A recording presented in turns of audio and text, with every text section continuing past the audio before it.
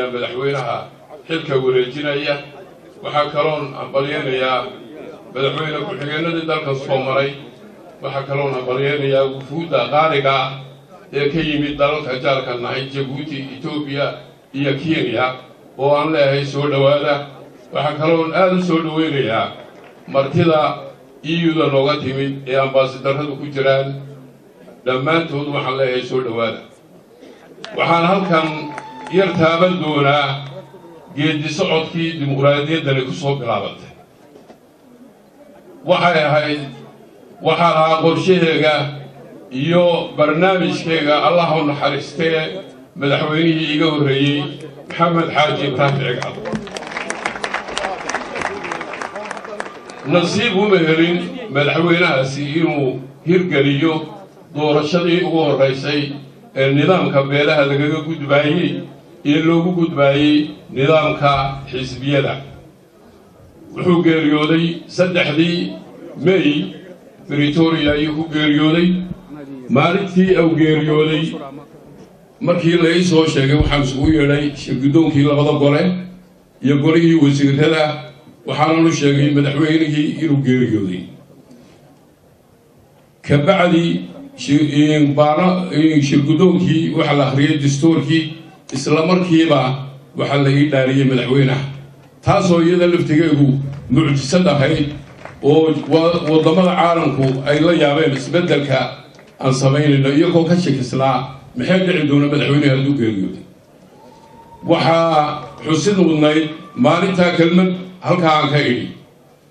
madaxweyne cigaal uu geeriyooday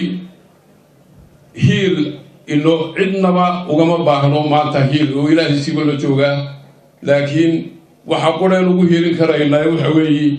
inaan sii wadno wixii uu ka tagay oo inaan halkaa ku burburin taasoo ula jeeday doorashada iyo dimuqraadiyadda in la sii wado 6 May ayaan allah u naxariistay berbera lagu aasay aad baan u qaybsanay berigaayo mucaarad weyn baa jiray oo gudoomiyaha guurtiga hogaaminayo markaa burco joogay oo markaa xukuumaddii anigu madaxweyne xigakan ku ahaa ka soo horjeeday laakiin nasiib wanaag madaxweynihii markuu geeriyooday dhammaantayo waxaan iskugu nimid aaskii heshiis baana ku dhammaysanay amuurahayagii oo dhan wixii khilaaf jirayna halkaasuu nagaga baxay waxaan ballan qaaday markaa in doorasho toos la qabto iyadoo markaa la yidhi 3 sano ku meel gaadhahay waxaan diiday maalin kuma darsanaya doorasho la galaya waa caalamka waxay noqotay Soomaaliland waxa la nagu qiimeeyay bariga intii ka horeysay inaan xoogaa ka nabad badannahay walaalaha iyaga Soomaaliya laakiin doorashadii aan qabanay waxay noqotay mucjisad fariin u dirtay beesha caalamka oo dhan baarlamaanka Ingiriiska ayay ahaayeen qolyihii ugu horreeyay ee wafti loogu yimid ee taageerada siiyay iyagay ahaayeen anigana waxay ugu marti qaadeen Ingiriiska halkaasoo qayb baarlamaanka ka mid ah aan ka jeediyay qaadiyada Soomaaliland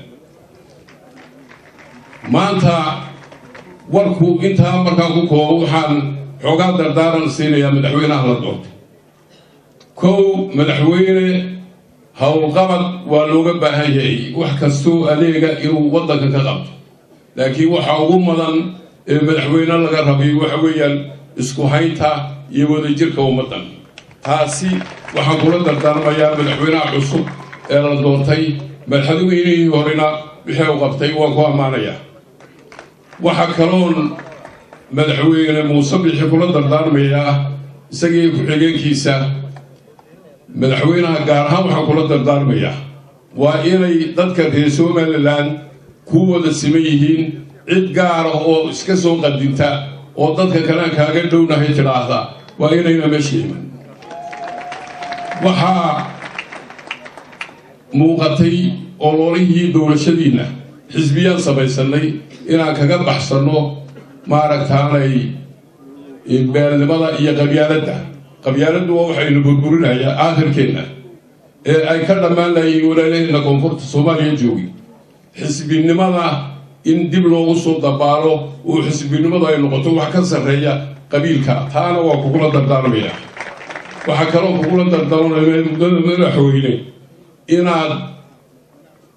la tashato cid kastoo aqoon leh iyo cid kastoo waaye arag ah balse ay noqoto go'aanku mid adiga kaa soo baxa